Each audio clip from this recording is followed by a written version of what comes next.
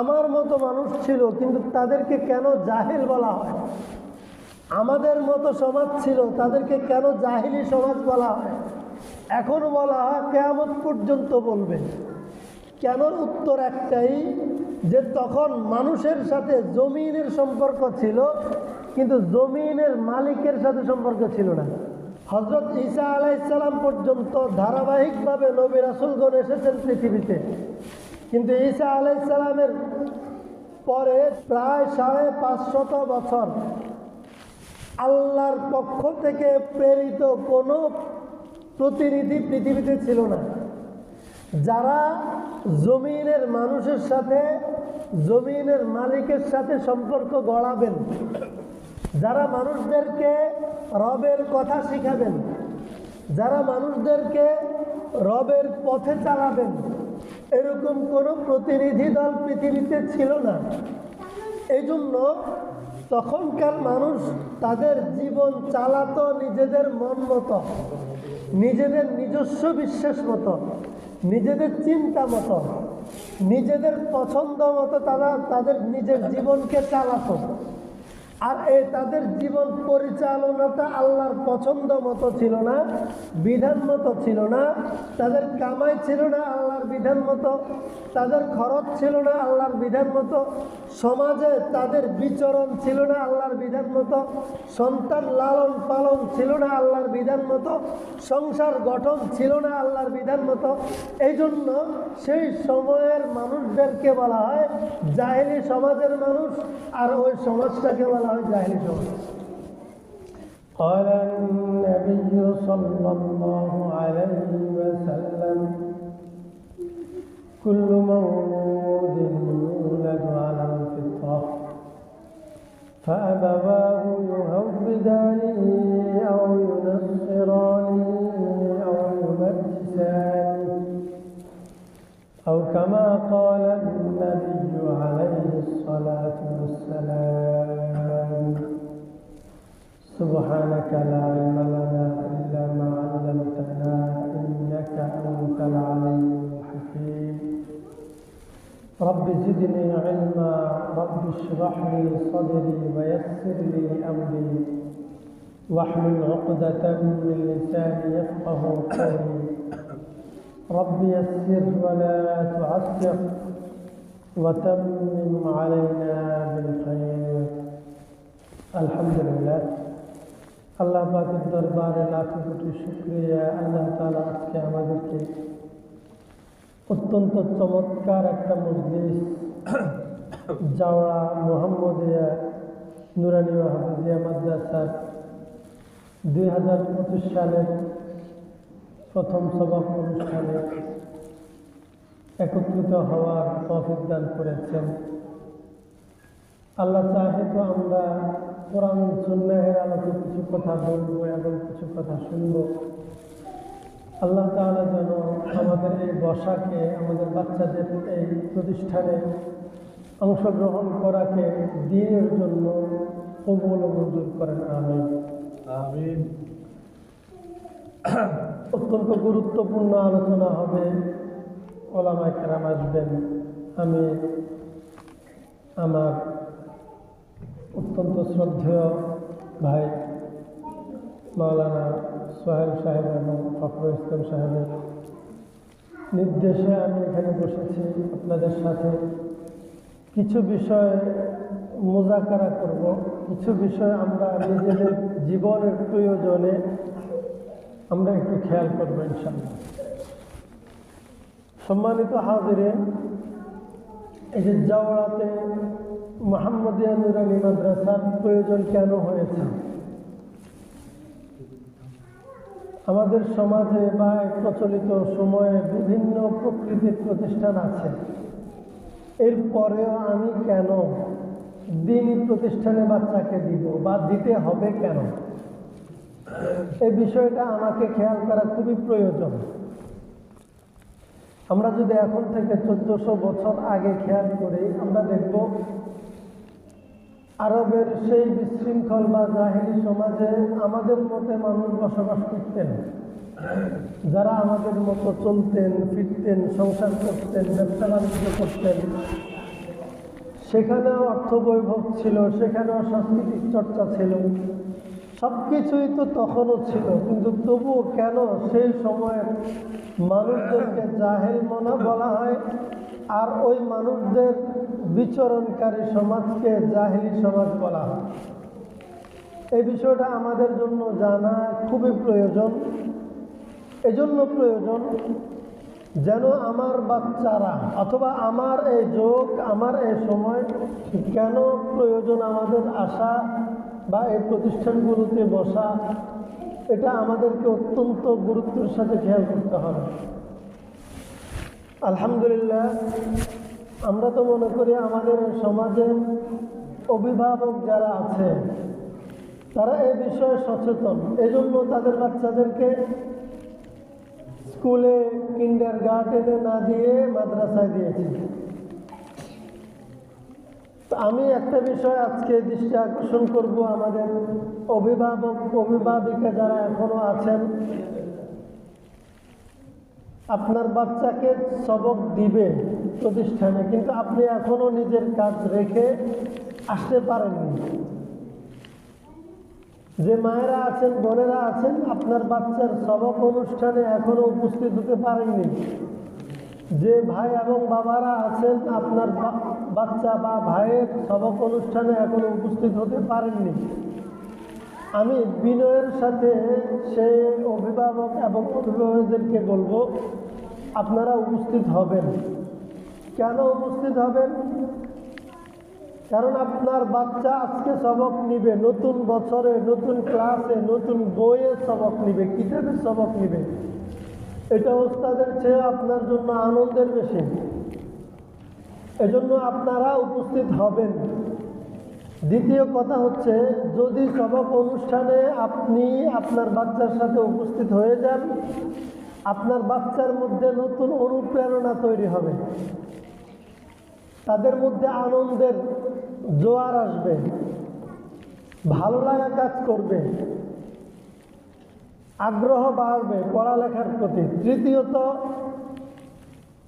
সবক অনুষ্ঠানে যদি আপনি আপনার বাচ্চার সাথে উপস্থিত হয়ে যান, আজকে সবক দেয়া হবে আপনার বাচ্চাকে, এবং কিন্তু প্যারেন্টিংস অর্থাৎ আপনার বাচ্চাকে কিভাবে আপনি গাইড করবেন, কেন করবেন, সময়টা কিভাবে আপনারা বাচ্চাকে নিয়ে কাটাবেন, এই বিষয়গুলোতেও কিছু দিক নির্দেশনা থাকবে এখানে। আপনি যদি এই অনুষ্ঠানে উপস্থিত হতে না পারেন, তাহলে আপনি এই গাইডলাইন পেতে ব্যর্থ হবেন। আর আপনি যদি সঠিক গাইডলাইন না পান, আপনার বাচ্চা সঠিক গাইড পাবে না এবং তার জীবনটা সুন্দর হবে না। কারণ আমরা যখন বাচ্চাকে মাদ্রাসায় পড়াই, বাচ্চাকে যদি 6 ঘন্টা তালিম বা শিক্ষা দেওয়া হয়, ক্লাস করানো হয় প্রতিষ্ঠানে, বাকি 19 ঘন্টা 18 ঘন্টা বাচ্চা আপনার কাছে থাকবে। বিষয়টা আবারও খেয়াল করেন, অভিভাবক যারা আছেন, নারী হোক পুরুষ হোক, এই প্রতিষ্ঠানগুলোতে, এই আয়োজনগুলোতে তাদের আসা কেন প্রয়োজন? এজন্য প্রয়োজন যে আপনার বাচ্চা মাদ্রাসায় ওস্তাদদের কাছে থাকবে দৈনিক 6 ঘন্টা এবং আপনার কাছে থাকবে দৈনিক 18 থেকে 19 ঘন্টা।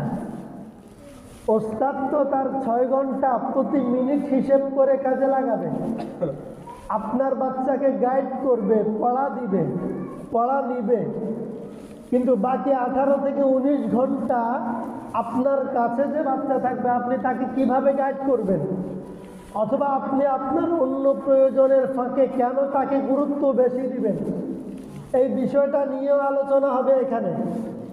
এজন্য আপনি যদি না আসেন বা খামখেয়ালি করেন, অমনোযোগ থাকেন, তাহলে এই জায়গায় আপনি প্যারেন্টিংসে ব্যর্থ হবেন। আর আপনি যদি প্যারেন্টিংসে ব্যর্থ হন, সন্তানের জীবন পরিচর্যায় ব্যর্থ হন, আপনার সন্তানের জীবন ব্যর্থ জীবনে পরিণত হবে।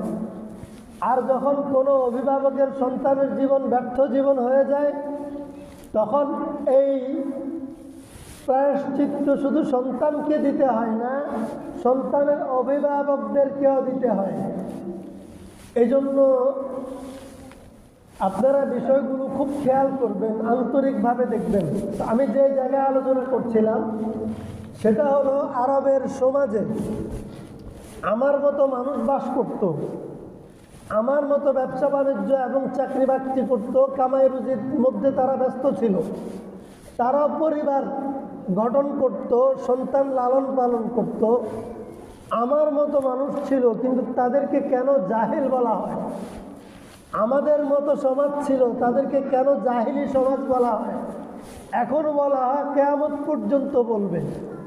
কেন? উত্তর একটাই, যে তখন মানুষের সাথে জমিনের সম্পর্ক ছিল, কিন্তু জমিনের মালিকের সাথে সম্পর্ক ছিল না। হযরত ঈসা আলাইহিস সালাম পর্যন্ত ধারাবাহিকভাবে নবী রাসূলগণ এসেছেন পৃথিবীতে, কিন্তু ঈসা আলাইহিস সালামের পরে প্রায় 550 বছর আল্লাহর পক্ষ থেকে প্রেরিত কোনো প্রতিনিধি পৃথিবীতে ছিল না, যারা জমিনের মানুষের সাথে জমিনের মালিকের সাথে সম্পর্ক গড়াবেন, যারা মানুষদেরকে রবের কথা শিখাবেন, যারা মানুষদেরকে রবের পথে চালাবেন, এরকম কোনো প্রতিনিধি দল পৃথিবীতে ছিল না। এই জন্য তখনকার মানুষ তাদের জীবন চালাতো নিজেদের মন মতো, নিজেদের নিজস্ব বিশ্বাস মতো, নিজেদের চিন্তা মতো, নিজেদের পছন্দ মতো তারা তাদের নিজের জীবনকে চালাতো। আর তাদের জীবন পরিচালনাটা আল্লাহর পছন্দ মতো ছিল না, বিধান মতো ছিল না। তাদের কামাই ছিল না আল্লাহর বিধান মতো, তাদের খরচ ছিল না আল্লাহর বিধান মতো, সমাজে তাদের বিচরণ ছিল না আল্লাহর বিধান মতো, সন্তান লালন পালন ছিল না আল্লাহর বিধান মতো, সংসার গঠন ছিল না আল্লাহর বিধান মতো। এই জন্য সেই সময়ের মানুষদেরকে বলা হয় জাহেলি সমাজের মানুষ, আর ওই সমাজটাকে বলা হয় জাহেলি সমাজ।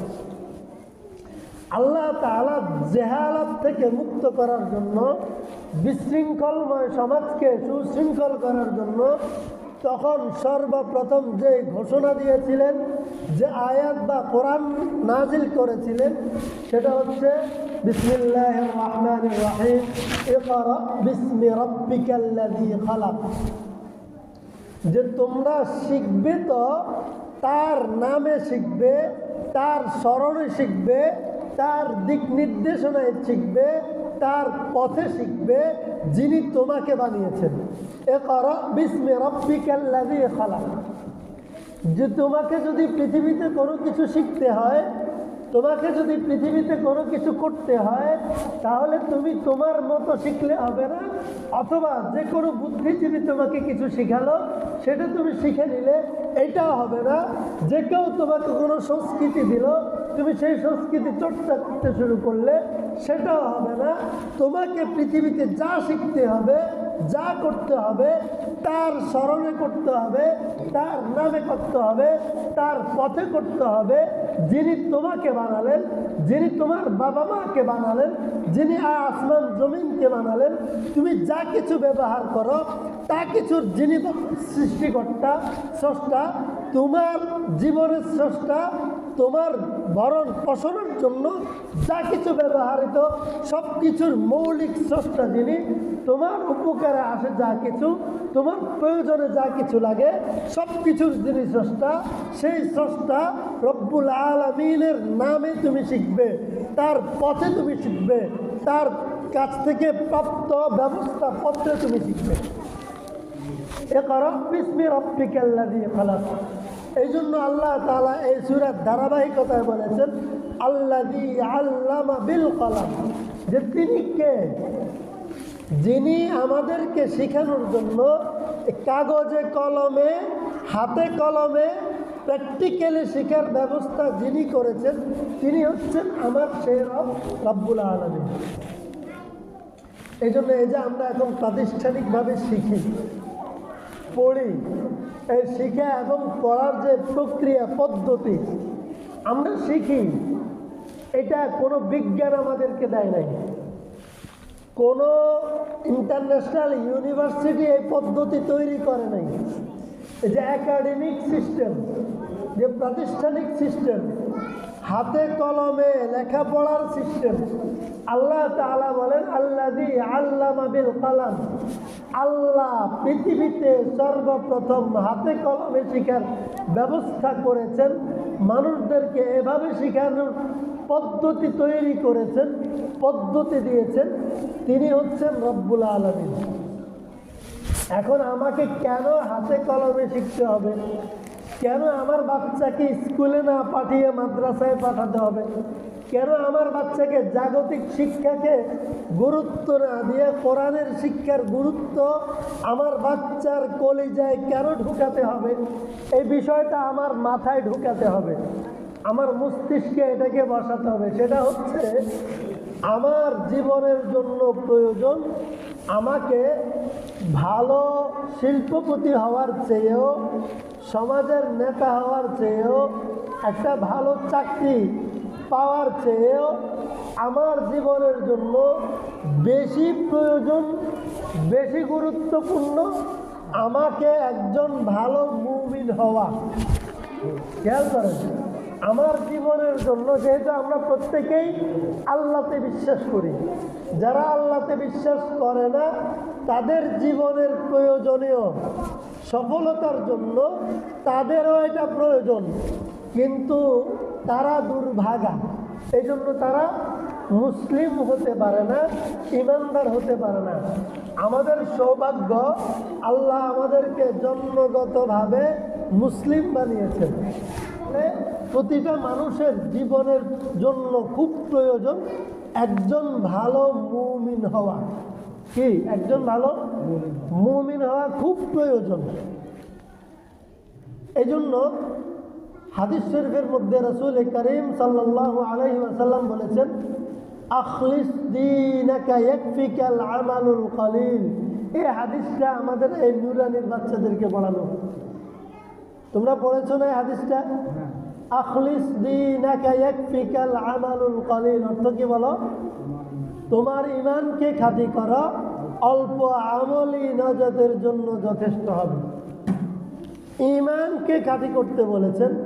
আখলিস দীনাকা, আল্লাহর রাসূল বলেন তুমি তোমার ঈমানকে খাঁটি করো, ঈমানকে সঠিকভাবে তৈরি করো, ঈমানকে পূর্ণাঙ্গ করো। এরপরে যদি তোমার জীবনের আমলের খাতা যদি ভারী না হয়, আমলের মধ্যে যদি কমতি আসে, আল্লাহ তাআলা তোমার পরিপূর্ণ ঈমানের কারণে তোমাকে জান্নাত দান করবেন। সুবহানাল্লাহ। কেন ঈমান খাঁটি করার কথা বলেছেন? কাজ করার চেয়েও কাজ শিখাটা বেশি জরুরি। আবার বলছি, কাজ করার চেয়েও কাজ শিখা বেশি জরুরি। কেউ যদি কাজ ভালোভাবে শিখে সে অল্প কাজেও অনেক ভালো করতে পারে, আর কেউ যদি কাজ ভালোভাবে না শিখে তাইলে সে অনেক সময় কাটিয়ে, অনেক সময় লাগিয়েও ভালো কাজ করতে পারে না। আর যে কাজে যত এক্সপার্ট তার বিনিময়ে তত মোটা অঙ্কের টাকা। বুঝবেন, আল্লাহর হাবিব সাল্লাল্লাহু তাআলা আলাইহি ওয়াসাল্লাম বলেন, আখলিস দীনাকা ইয়াকফিকাল আমালুল কলিল। তুমি তোমার ঈমানকে খাঁটি করো, ঈমানকে বিশুদ্ধ করো, ঈমানকে ভেজাল মুক্ত করো, ঈমানকে পরিপূর্ণ করো। এরপরে যদি তোমার জীবনের খাতায় আমলের পরিমাণ অঙ্কে কম হয়, কিন্তু তোমার আমলের মান অনেক উন্নত হবে। এই জন্য রাসূল করিম সাল্লাল্লাহু তাআলা আলাইহি ওয়াসাল্লাম প্রতিটা মুমিনের জন্য ফরজ করেছেন, তালাবুল ইলমি ফারিদাতুন আলা কুল্লি মুসলিম, যে প্রতিটা মুমিনের জন্য দ্বীনের ইলম, দ্বীন চর্চা করার জন্য যে জ্ঞান প্রয়োজন, যে শিক্ষা প্রয়োজন, বিশুদ্ধ তিলাওয়াত শিক্ষা প্রয়োজন, বিশুদ্ধ নামাজ শিক্ষা প্রয়োজন, কালিমাটা বিশুদ্ধ করা প্রয়োজন, মানুষের জীবনে প্রয়োজনে, দিন চর্চার প্রয়োজনে যতগুলো সেক্টর আছে, আমার জীবনের জন্য প্রত্যেকটা জায়গায় আমার জন্য প্রয়োজনীয় ইলম শিখা আমার উপর ফরজ। ফরজ মানে আমার উপর বাধ্য। দ্বীনের প্রয়োজনীয় ইলম শিখা আমার উপর কি? বাধ্য। আমি বাধ্য যদি এই ফরজ ইলম না শিখি, শেষ বয়সে 80 বছর বয়সে নামাজ পড়তে আসবো, সূরা ফাতিহা শুদ্ধ হবে না, নামাজ পড়তে আসবো, দাঁড়ানো শুদ্ধ হবে না, নামাজ পড়তে আসবো, রুকু শুদ্ধ হবে না, শুদ্ধ হবে না, সেজদা শুদ্ধ হবে না, বৈঠক শুদ্ধ হবে না, শুদ্ধ হবে না, আমি সানা পড়বো, 80 বছর বয়সে দুনিয়ার সব কাজ থেকে আমি ফারেক হয়ে, আমি অবসর হয়ে নামাজ পড়তে আসবো, আমার নামাজের মধ্যে সূরা ফাতিহা শুদ্ধ হবে না, তাশাহুদ শুদ্ধ হবে না, আমার রুকুর যে তাসবিহ শুদ্ধ হবে না, সেজদার তাসবিহ শুদ্ধ হবে না, আমার নামাজের ভেতরে দুরূদ শরীফ পড়ব সেটা শুদ্ধ হবে না, দোয়ায়ে মাসুরা পড়ব সেটা শুদ্ধ হবে না, নামাজের মধ্যে আমি কোরআন তিলাওয়াত করব, কোরআন তিলাওয়াত শুদ্ধ হবে না, আমি মুসলমান হিসাবে শেষ বয়সে মৃত্যুর পূর্বে কালিমা শিখতে চাইব, কালিমা পড়তে চাইব, কালিমাতুশ শাহাদা পড়তে চাইব, আমার মুখ দিয়ে তো কালিমাতুশ শাহাদা আমি আওড়াবো, কিন্তু শুদ্ধ হবে না, অশুদ্ধভাবে আওড়াবো, তাহলে আমার জীবনের 80 বছর ব্যর্থ হয়ে যাবে। এই জন্য রাসূল করিম সাল্লাল্লাহু তাআলা আলাইহি ওয়াসাল্লাম বলেছেন, তালাবুল ইলমি ফরিদাতুন আলা কুল্লি মুসলিম, প্রত্যেকটা মুমিনের জন্য তার জীবনের প্রয়োজনে, ঈমান চর্চার প্রয়োজনে যতগুলো সেক্টর আছে, যতগুলো ইলম আছে, যতগুলো শিক্ষা সেক্টর আছে, সাইড আছে, প্রত্যেকটা বিষয় পরিপূর্ণভাবে শিখা তার উপর ফরজ। এখন আমরা যারা মা হয়েছি, বাবা হয়েছি, দাদা হয়ে গেছি, দাদি হয়ে গেছি, আপনারা যারা বাড়ি থেকে শুনছেন, যে যেখান থেকে শুনছেন, যারা উপস্থিত হয়েছেন, প্রত্যেককে আমি বলছি, আপনি যে যেখান থেকে শুনছেন, যার বয়স যেটাই হয়েছে, আপনি বুকে হাত দিয়ে বলুন, আপনি বিশুদ্ধ কালিমা শিখেছেন? আপনি কি বিশুদ্ধ কোরআন তেলাওয়াত শিখেছেন? আপনি কি শুদ্ধভাবে 2 রাকাত নামাজ পড়তে শিখেছেন? যদি শিখে থাকেন আলহামদুলিল্লাহ, সুম্মা আলহামদুলিল্লাহ। যদি না শিখে থাকেন তাহলে আপনার জন্য দুর্ভাগ্য। আমি তো বলবো, আপনার বয়স যদি 80 বছরও হয়, আপনার নাতির সাথে হাঁটু গেড়ে বসে এই মাদ্রাসায় আপনি ভর্তি হয়ে যাওয়া আপনার উপরও ফরজ।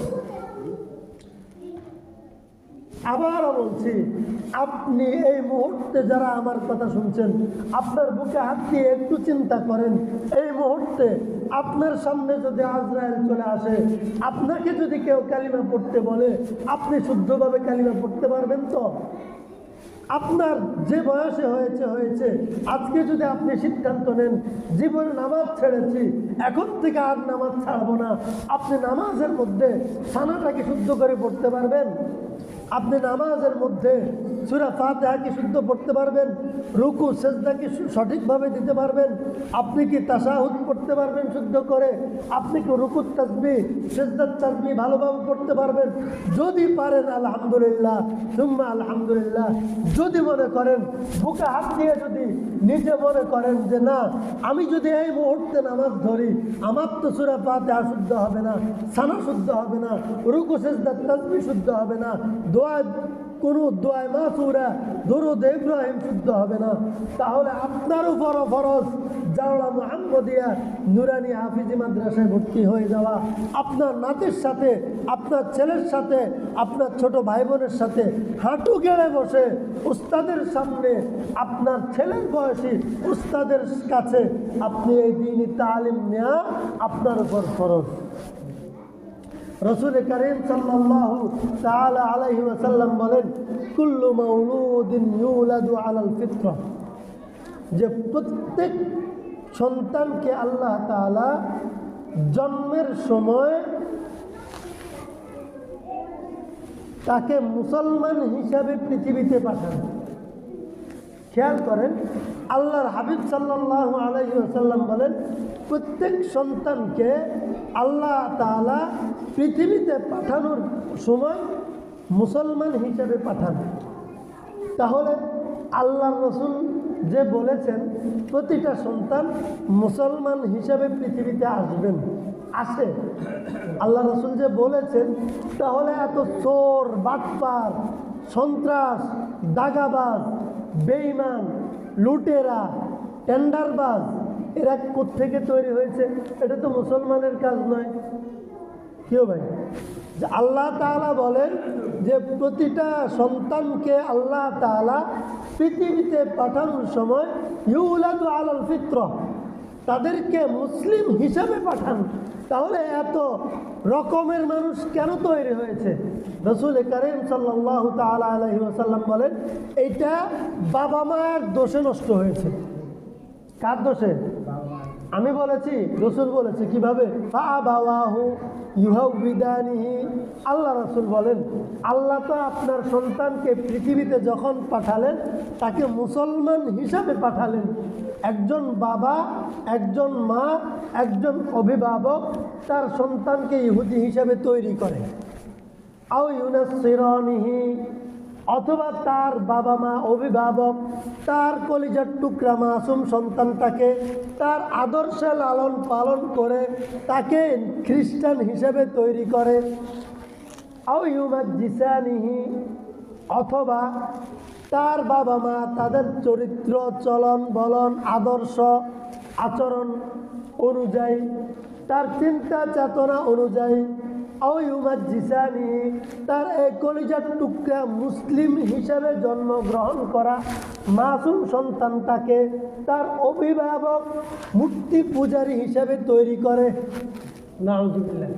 তাহলে দোষ কার? আমার, বাবা মায়ের।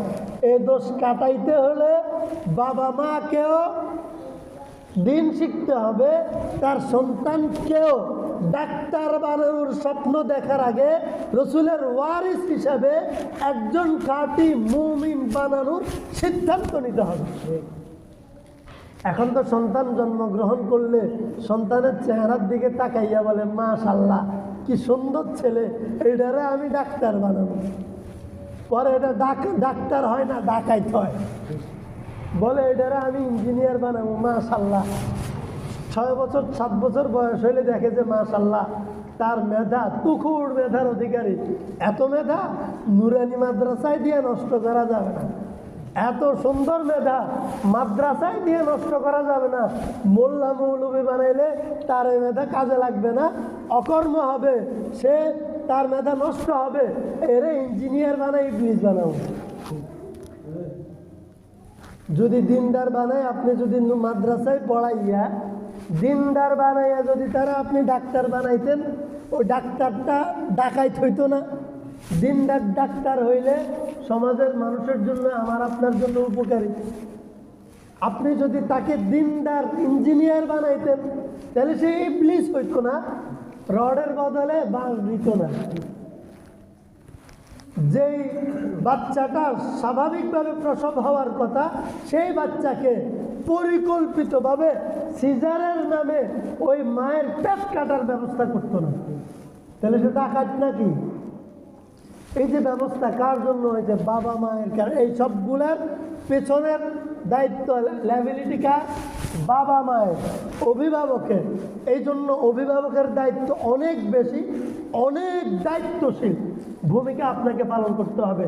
রাসূল কারীম সাল্লাল্লাহু আলাইহি ওয়াসাল্লাম বলেন প্রতিটা সন্তানকে আল্লাহ তাআলা পৃথিবীতে যখন পাঠান তখন একজন মুসলমান হিসেবে পাঠান। আর তার ওই সন্তানের বাবা মায়ের দায়িত্ব এই সন্তানকে বালেগ হওয়ার আগে এমন তালিম দেওয়া, এমন শিক্ষা দেওয়া, যে শিক্ষা পেয়ে এই সন্তান খাঁটি মুমিন হিসেবে নিজেকে ঘোষণা করবে। সে নিজের সচেতনতার সাথে বুঝে পড়ে ঘোষণা করবে আশহাদু আল্লা ইলাহা ইল্লাল্লাহ, আল্লাহ ছাড়া কোনো উপাস্য নেই, আল্লাহ ছাড়া আমি কারো সামনে মাথা নত করব না, ব্যক্তির সামনে, কোনো বড়র সামনে, কোনো শক্তির সামনে আমি আমার মাথাটা ঝুঁকাবো না, আত্মসমর্পণ করব না, কোনো অন্যায় নির্দেশ কারো আমি পালন করব না, মানব না, শুনব না। আশহাদু আল্লা ইলাহা ইল্লাল্লাহ, আল্লাহ ছাড়া কোনো উপাস্য নেই। ওয়া আশহাদু আন্না, এবং আমি আরও সাক্ষ্য দিচ্ছি মুহাম্মাদান আবদুহু ওয়া রাসূলুহু, মুহাম্মদ ইবনে আব্দুল্লাহ তিনি আল্লাহ তাআলার বান্দা ও রাসূল। সে সচেতনতার সাথে কি করবে? এই ঘোষণাটা দিবে। কেন প্রয়োজন? কেন প্রয়োজন? এখন আপনি আমাকে প্রশ্ন করতে পারেন পারবেন হুজুর? যদি আমি এই ঘোষণা না দিই কি হবে? আমার সামনে তো কত মানুষ নবীকে, মুহাম্মদকে নবী ঘোষণা স্বীকার না করে, আল্লাহকে রব স্বীকার না করেও দুনিয়ার জমিনে সে বাদশাহ হয়েছে, সে রাজা হয়েছে, সে শক্তিমত্তার অধিকারী হয়েছে, সে শিল্পপতি হয়েছে নামাজ না পড়েও। তো আমি যদি আল্লাহকে রব স্বীকৃতি না দেই, আমি যদি মুহাম্মদ ইবনে আব্দুল্লাহকে নবী স্বীকৃতি না দেই, তাহলে কি হবে? তা আল্লাহ তাআলা বলেন কি হবে শোনো বান্দা, তুমি যদি শিল্পপতি হয়ে যাও, তুমি যদি ক্ষমতাসীন হয়ে যাও আমাকে না মেনে, তুমি যদি কালিমা স্বীকার না করে আমার গোলাম না হয়ে যদি তুমি রাজা আর বাদশাহ হয়ে যাও, তাহলে তো তুমি হবে কারুনের মতো শিল্পপতি, তাহলে তো তুমি হবে ফেরাউন এবং নমরুদের মতো বাদশাহ। আর ফেরাউন, নমরুদ এবং কারুনের এবং তার অনুসারীদের, তার প্রতিনিধিদের শেষ পরিণতি কি হবে? আল্লাহ তাআলা কোরআনের মধ্যে বলছেন যে তোমরা তো দুনিয়ার অস্থায়ী জীবনে অল্প সময়ের জন্য তোমরা দেখছ একজন মানুষ সে আল্লাহকে অস্বীকার করেও অনেক ভালোভাবে তার জীবন চলছে, অনেক প্রভাব নিয়ে সে পৃথিবীতে বিচরণ করছে, অনেক দাপটের সাথে সে চলছে, সে তো সমাজপতি, সে তো রাষ্ট্রপতি, সে তো পৃথিবীকে পরিচালনা করছে। এরকম দাপট, এরকম দম্ভ, এরকম অহংকার এবং এরকম পাওয়ার এবং ক্ষমতা, এরকম অর্থ এবং বৈভব, এরকম অনুসারী তার, এত কিছু তার রয়েছে, সমস্যা তো তার হচ্ছে না। আল্লাহ তাআলা আমাকে ডাক দিয়ে বলছেন যেন, ও আমার বান্দা শোনো, তুমি যে এদের অস্থায়ী জীবনকে দেখে স্থায়ী জীবনটা ভুলে যাচ্ছ, তুমি শোনো শোনো শোনো, একদিন আসবে এই পৃথিবীর বিলুপ্তি ঘটবে। কুল্লু নাফসিন যায়কাতুল মাউত, প্রত্যেকটা জীবনকে আমি সমাপ্তি ঘটাবো, প্রত্যেকটা প্রাণীর আমি মৃত্যু ঘটাবো। কুল্লু নাফসিন যায়কাতুল মাউত, প্রত্যেকটা প্রাণীকে আমি মৃত্যু দেব। ইযা জাআ আজালুহুম লা ইস্তাখিরুনা সাআতান ওয়া লা ইস্তাকদিমুন। আল্লাহ তাআলা বলেন, ও আমার বান্দারা তোমরা একটু খেয়াল করো, আমি সিদ্ধান্ত নিয়েছি, ইযা জাআ আজালুহুম লা ইস্তাখিরুনা সাআতান ওয়া লা ইস্তাকদিমুন। আমি প্রতিটা জীবনের সাথে একটা সময়ের কাঁটা, সময়ের ঘড়ি বেঁধে দিয়েছি। প্রত্যেকটা প্রাণীর যখন সময় হবে তখনই তাকে মরতে হবে। তার সময়ের এক মুহূর্ত আগেও তাকে হাজার মানুষ শত চেষ্টা করেও তাকে মারতে পারবে না, এবং সে যদি চেষ্টা করে আমার দেয়া সময়ের এক মুহূর্ত বেশিও সে বাঁচতে পারবে না। যদিও সে সমাজের ভিক্ষুক শ্রেণী হোক, যদিও সে গরিব শ্রেণী হোক, যদিও সে পতিত শ্রেণী হয়, যদিও সে প্রভাবশালী হয়, যদিও সে সমাজপতি হয়, যদিও সে বাদশাহ হয়, যদিও সে পৃথিবী পরিচালিত করে, তার হুকুমে হাজারো মানুষের পাশের কাছে ঝুলতে হয়, তার হুকুমে হাজারো মানুষের মৃত্যুদণ্ড কার্যকরী হয়। কিন্তু এটাই সত্য, ইযা জাআ আজালুহুম লা ইস্তাখিরুনা সাআতান ওয়া লা ইস্তাকদিমুন। সে হয়তো ভাবছে, অথবা তুমি ভাবছো, তার হুকুমে অমুকের মৃত্যু হয়েছে, তার হুকুমে অমুকের মৃত্যুদণ্ড হয়েছে। আমি বলছি, কোনো ব্যক্তি যে পাশের হুকুম দেয় তার নিজের মৃত্যুটাও তার হাতে নয়, আমার বেঁধে দেয়া সময়ের মধ্যে তারও মৃত্যু হবে। এবং সে যাকে ফাঁসির কাস্টে ঝুলাচ্ছে, যার মৃত্যু পরোয়ানা জারি করছে, ফাঁসির কাস্টে ঝুলন্ত ব্যক্তির মৃত্যুও ওই নির্দেশদাতার হুকুমে হয় নাই, এটা হচ্ছে আমার হুকুমে, আমার নির্ধারিত সময়ের কারণে।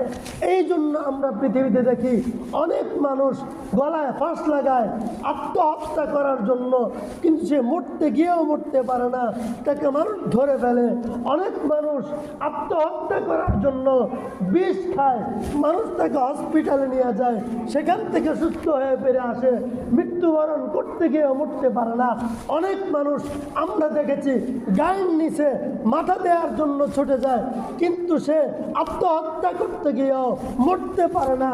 মানুষ তাকে ধরে ফেলে একটাই কারণ, সে চাচ্ছে মৃত্যুবরণ করবে, আত্মহত্যা করবে।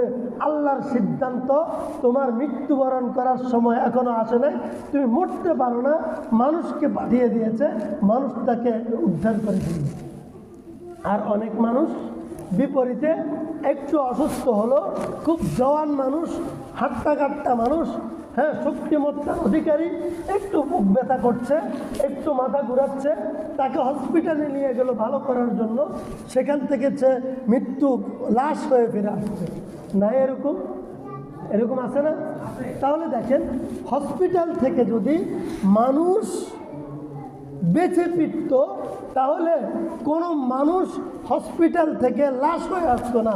হসপিটাল থেকে যদি সব মানুষ জীবন রক্ষা হতো, তাহলে বাংলাদেশের প্রত্যেকটা অ্যাম্বুলেন্স হসপিটালে অবস্থান করতো না।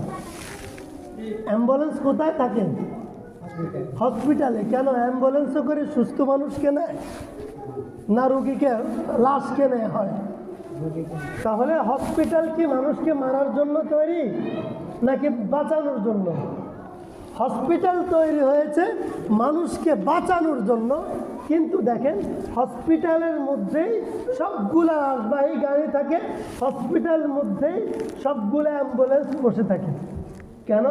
সেখান থেকে সব মানুষ জীবিত ফিরে আসে না, সেখান থেকে লাশও আসে। তাহলে কি বুঝলেন? আত্মহত্যা করতে গিয়েও মরতে পারে নাই, বাঁচার জন্য হসপিটালে ছুটে গেল, সেখান থেকেও বাঁচতে পারে নাই, লাশ হয়ে আসছে। তার মানে আল্লাহ যেন বলেন যে, বান্দা তুমি দুনিয়ার অস্থায়ী জীবন অল্প সময় যেভাবে তুমি তোমার জন্য স্থায়ী করে নিয়েছো, এটা তোমার জন্য স্থায়ী না। আমি যে বরাদ্দ দিয়েছি তার বাইরে এক মুহূর্ত তুমি বাঁচতে পারবে না।